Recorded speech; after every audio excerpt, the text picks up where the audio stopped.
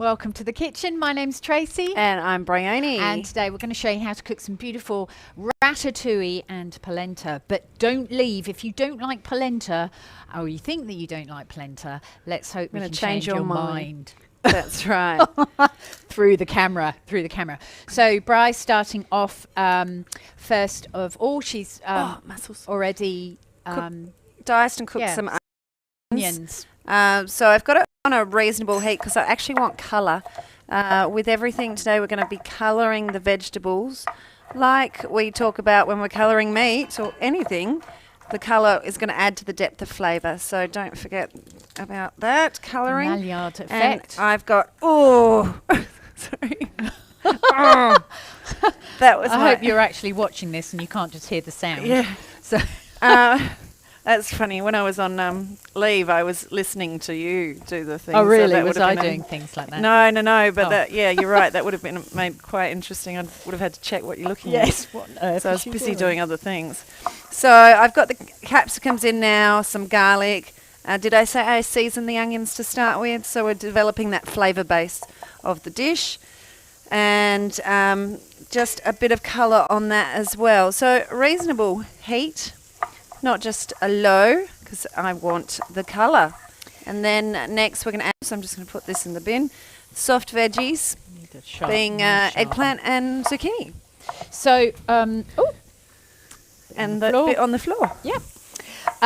So this is a lovely French dish, but when I was at Mustard Catering, we used to, or Tony, our Italian chef, used to cook a really fantastic like an eggplant parmigiana sort of stack thing, and he used to make ratatouille as well.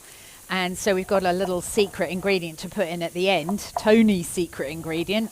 I think that's what I remember of it anyway, and I think that... Well, that must be what stood out for you from other ratatouilles. Yeah. But yeah, as you say, it's a French dish. But also with lovely Mediterranean vegetables. That's right. The whole beauty of this, isn't it? That's right, and it's supposed to be like a summer dish using summer vegetables. And you can use any sort of herbs at the end that you like. It came from Provence, so in Nice. More like French herbs rather than... they're herbs de Provence. There's an actual spice mix. And one recipe I saw actually added saffron at the end, which would be beautiful. So there's lots of different sort of versions, and you can create your own. Like any recipe, come up with your own version. Yeah, what you've got. What have you got? That's what it is. In your own home kitchen, you can do what you want to, really, can't you? Yeah. There's no rules apart from the rule is that it's got to taste nice, and sort of you've got to understand the cooking technique here. So, so I wanted to just have something that is full of all these beautiful Mediterranean vegetables and goes so well with so many different things, but also fantastic standalone. Absolutely. As well. So and just notice I'm not stirring constantly. I'm trying to get that brown on the vegetables. So resist the urge to stir.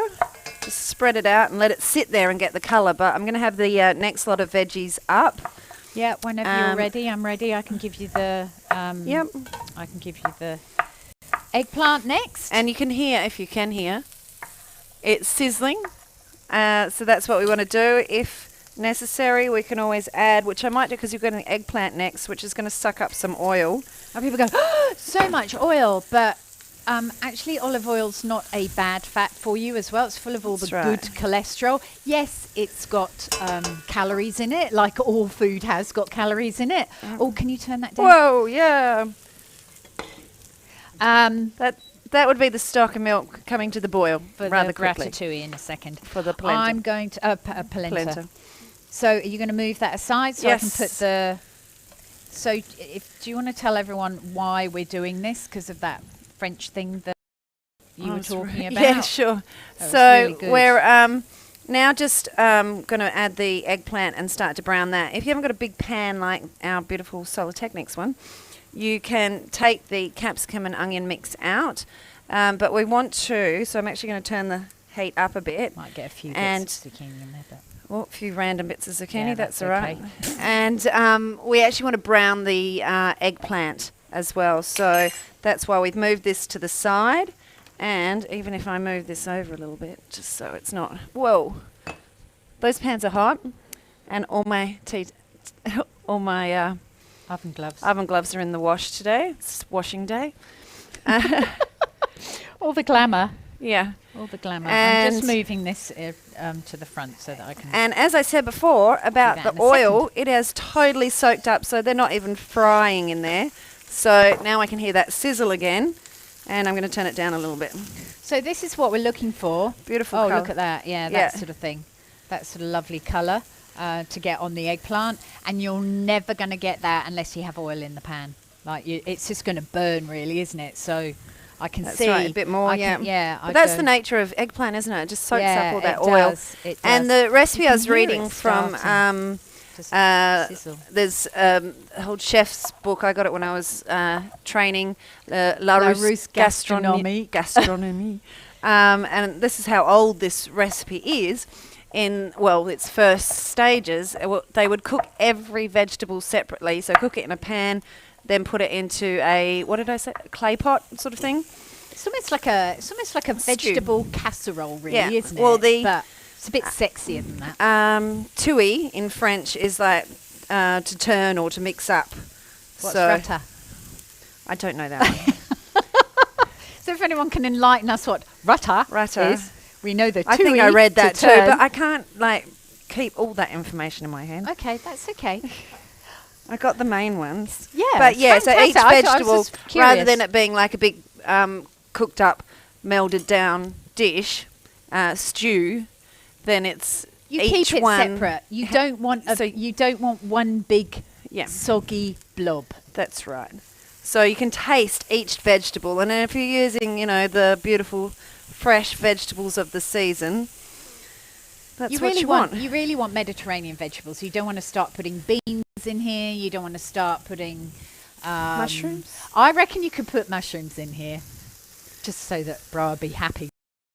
Put Smile on her mushrooms and face. everything. Yeah.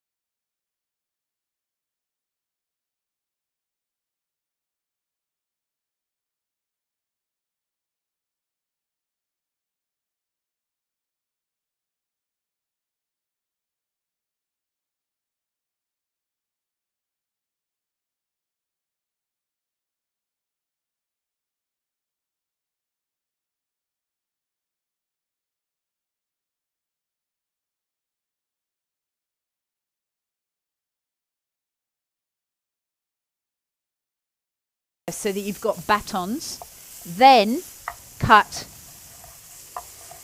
acrossways, and then you've got much more evenly shaped dice to cook evenly in the pan. Am Right? I So getting I them haven't now? stuffed all of this into the zucchini. If I'd have added everything into there at once, then we certainly would have got a big stewed mass so of the vegetables, pan because it's going to would have steam. overloaded and dropped the heat of the pan, and you're stewing it rather It's going than to steam, just like isn't meat. it? Yeah. Stewing it rather than browning it, like we're getting that lovely colour and flavour on it.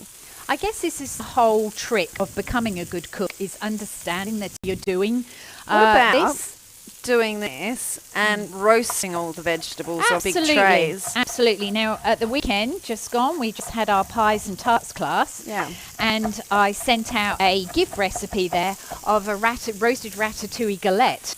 So this is more of a stew, but the roasted ratatouille wouldn't be as wet to put into pastry. Yeah. Absolutely.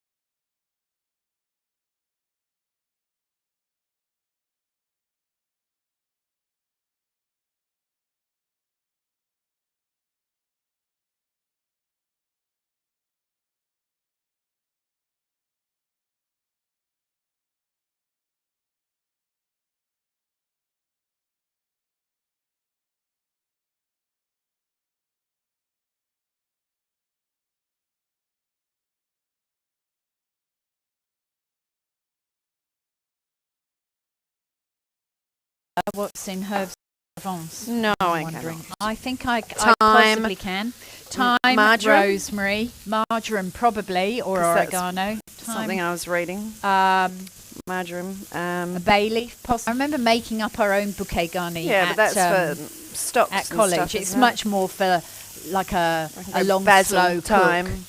A long, slow cook, like a casserole or something Yeah. like that. That's really great. This is going to be a fantastic tasting ratatouille, let me tell you now. So, whilst that's just browning off, we'll come back to you in a second because this will happen pretty quickly. I want to get the it's caught on the bottom when it boiled over. That's okay. This is vegetable stock and milk in here, and we've got polenta. Now, I was going to polenta is made from corn, as in sweet cornmeal. And not liked by some people because they feel that it really is very bland and not very exciting. Well, I like to put milk and stock into my polenta. Some people don't like to add stock to their polenta. They like it plain.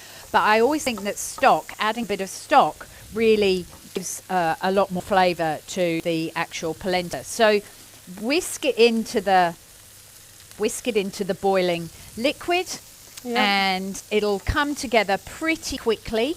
This one is supposed to be a 1-minute polenta that isn't supposed to be quick cook. It's not quite as good as you'd have it if it was. What makes it a 1-minute polenta? I don't know what they've done to it. Ground it more. May have they? I don't know. I don't know what they've done. I'm one of these not sure on polenta sort of people. So if we can we'll convert her today. And I love good polenta. In fact, I served it up on last Monday night when we had our family dinner at home, and our eldest is a vegetarian, and she went, "Oh my gosh, polenta! I've been really craving polenta. It's one of those things." All right, I'm going to. So I've got to just make a note of this because I wanted everyone to see. Can you see it spitting everywhere? Yeah.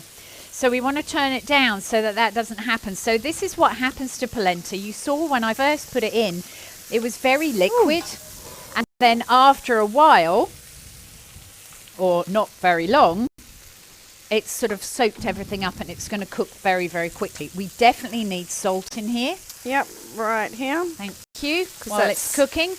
That's our homemade stock, so there's not a lot of salt in it. Just be very careful that it doesn't sort of spit at you. You go, and then I'll come back to the polenta. All right, so I'm going to add a couple of tablespoons of tomato paste. And then I'm going to add... So I need to cook that out first. Take out that raw sort of tomato flavour. Yeah. Very important. Look at the colours of that already. It is. And yeah, definitely happy with the colour that we've got on that. Whoop, whoop. Can you see how happy we are?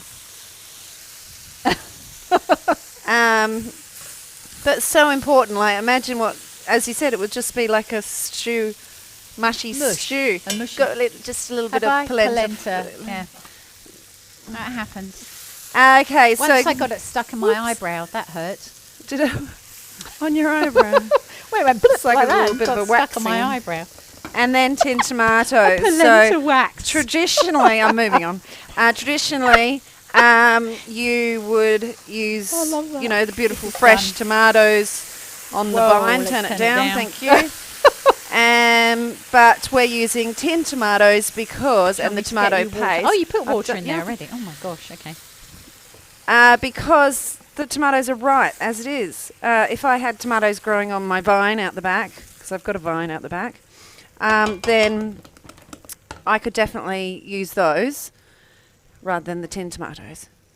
You could, but you'll need to add a bit more liquid in there because the tin tomatoes have got like smushed tomatoes in there as well. I'm going to add my butter because it's ready, my polenta, and I want to sort of discuss a little bit of polenta with you whilst this is actually happening. So I'm going to stir my butter through because it's just what you want with polenta is you want a little bit of creaminess, you want a little bit of yumminess. I've got some Parmesan cheese here as well, which will add some salt to the polenta as well.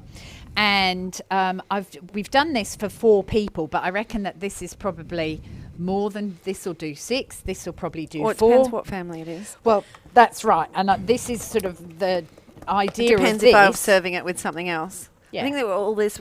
Oh my gosh, that's with my favourite lamb chops. This would be fantastic with lamb chops. I know. I just saw that. I thought, oh, this would be great for me with lamb chops on the side. I think I've got a lamb chop obsession. Or even just a steak, but, you know, it's just that. Wasn't there a sheep called lamb chop? Yeah. Was that a... Yeah. It was a finger puppet. Hand puppet, Hand puppet.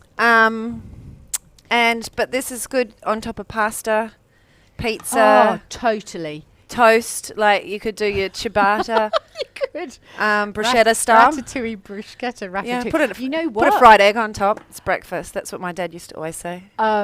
Or feta crumbled into this would be really, well, it's like really good our Mediterranean tartare, isn't it? Yeah, that looks absolutely awesome. We could start a catering company. Oh, it's good. Sorry, the cameraman's... Olives. Oh, the cameraman thinks making his own suggestions back there. Wow, getting a bit creative behind the camera there, isn't he? So this polenta is just perfect. Polenta needs to be cooked and served straight away. If you allow it to set, you certainly can allow it to set. Just put it into a like a cake tin. If you want to put some paper in there, line it with non-stick baking paper, make it easier to clean, or a little bit of oil around the outside. It should just pop out if it's a metal tin.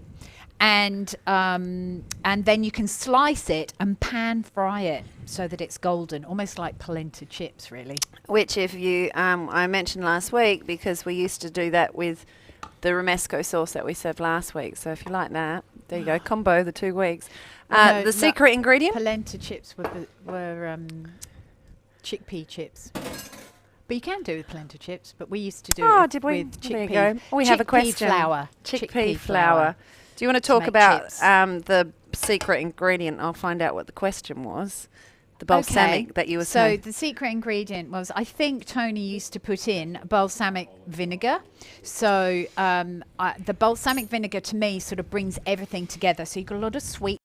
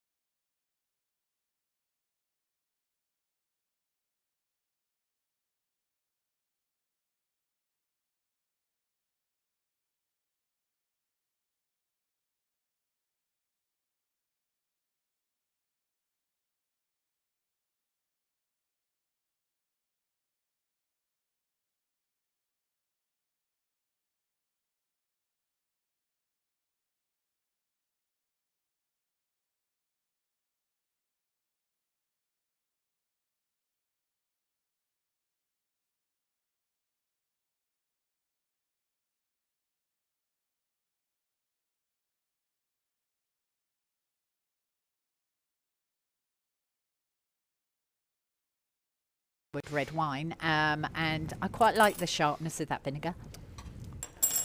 Yeah, a bit more. Oh my gosh, but isn't that brilliant? Did you dip before I saw it? I did, but I know that with that a little bit more salt, it'd be absolutely gorgeous. So was a question more of a statement from Natalie. Hi, Natalie. I'm going to turn we liked your sourdough picture on the weekend. Thing that I love. Oh look! Look! Made a mess. What was I doing at the weekend? And there was stuff going all over the floor. Oh my God, that was the sourdough class. Yeah. So, got to be told off. These are 2 huge bowls. So this is 2 giant servings, or 2 serving for giants. Giant vegetarians. Yeah. Well, they need lots of food, really don't hungry. they? Yeah. But it's to make it look good in the bowl. Yeah, but I'm just doing the whole lot. And like this. Comes out easily. It actually helps a little bit. That's quite a lot in that one behind, isn't it? I've got to clean this up now, otherwise someone's going to... So tell me, you were saying this is instant polenta. Yes, I'm so still it's really, confused really about what makes important. it Good. instant. Okay, you're still confused. I love it. Still confused. I love it because that's Not being a polenta cooker. That's where I sort of live for most of my time. State of confusion. So I'm just going to get a cloth and wipe that, and then I'm going to tell you what I discovered when I was thinking, do I teach people to do quick cook polenta, or do I do a polenta beforehand that takes 30 to 40 minutes to cook? Well, that's probably why people wouldn't cook polenta. Polenta. Because it's So polenta is, I'm going to put that one in the front because it's prettier. Polenta definitely is something that you can take a long time to cook, or you can make it cook really, really quickly by having a 1 minute or a 5 minute polenta. Those brands of polenta, often from Italy, let me say as well. You don't really get a lot of Australian polenta that I found in the shops, because I was really searching for a polenta that takes a long time to cook. You will get a much more authentic flavour and texture from that polenta, but delicious. Absolutely delicious. Try the 1 minute or 5 minute polenta to start off with. It really is glorious. Put in your cheese, and the other thing that is absolutely fab with polenta is blue cheese. Really good. Okay. Really good. So think about the sweetness of the polenta of sweet corn and the salty sharpness of the blue cheese, and Bob's your uncle, as they say in Italy. In France. And France. It's like as they say, in Europe. Europe. Yes, let's put it like that. So I cannot find any long cooked polenta anywhere. And in fact, quite a few of the shops that I went into, polenta was out of date. The polenta was out of date. Yeah. That's classic. So the quick cook one is definitely more... Goes to show you how much we use polenta in Australia. Yeah, more enthusiastically cooked, obviously, because it's a quick thing that you can do. Nice with the cheese. Yeah, make it cheesy. Just the polenta. So quite often at home as well, I'll be putting fresh herbs into the polenta at the last minute, and then if really tasty. Thank you. And you did that really. That's really tasty. Thank you. We're quite good, aren't we? I know. Now I tried this one just on its own. So, but I still haven't eaten mine because I'm still talking, trying to get my point across. So, put some. You can put some rosemary in here while you're cooking. Just a sprig of rosemary to just sort of scent the whole thing. Or you can add in something like thyme. If you're going to do mushrooms, oh my gosh, garlic mushrooms on top of this with some thyme in the polenta would be absolutely awesome. While you have that, there's another question or comment. Let me just get that. Jan is asking, would it work as a vegetarian lasagna filling? Jan is asking, would it work as a vegetarian lasagna filling? The polenta? No, I think she means the ratatouille. I'd say absolutely. Definitely. I just want to. I'm not a vegetarian type eater. Yes, definitely. What I would definitely say, she's going in seconds, so that's good. What I would definitely say to you, Jan, is put this in layers, absolutely, but do a layer in between of something like ricotta and spinach. So wilt your spinach, add your ricotta through it, salt and pepper, and then have that as like a middle layer, because just all of this is just going to be too rich. What about the white sauce? Yeah, you've got your white sauce on the top. I definitely put that on. Yeah. But I would think, I know that would be stunning in two of the layers, and have a really good layer of some nice Barello ricotta or some Casa ricotta, something cool that's made because it's nice, fresh, or make your own. Because you know probably how to do that as well, Jan. With what, make your own ricotta? Yeah. Well, she's on the Cook's Collective. Yeah, well, there you go. go. No, we haven't got the farmhouse one on there yet. We haven't, but I'm pretty sure she's done that with us anyway. She yeah. definitely would know that. So yeah, very versatile. Serve the ratatouille with roast chicken. Yum. Absolutely yum. Even I'd go for the polenta with sausages is fantastic, like doing a rustic sort of bolognese type or an Italian tomato type sauce with that on the top. Please try polenta. So quick and easy. It's another carbohydrate. Obviously it's very really delicious. Yeah, happy dance. That's really good. I'm really the point is, as you said, with this chicken stock, vegetable stock. Yeah. And seasoning. It gives flavour to it. The butter and the parmesan. Yeah, absolutely. Absolutely. So there you go. So next week we have Hayley back in the kitchen, our Curtin Uni nutrition student, with a stunning pizza recipe that is gluten-free. And it also is... it's using lots of beautiful vegetables, and we are making the base with a white sweet potato. And the thing that Hayley was so thrilled about when we were developing the recipe was you can actually pick up the pizza and eat it with your hands. That's obviously very important. Some pizzas you can't even do that. If you're in your I early detest 20s. soggy middles. Yeah, soggy Pizza, like you Yeah, lift it up that's and it goes right You like gotta that. fold it over. Well, and I'll show you how to make this perfect round pizza with a potato Yeah, it was base. really good. It was really, really good. So we look forward to Yeah, so have any questions ready for Hayley next week?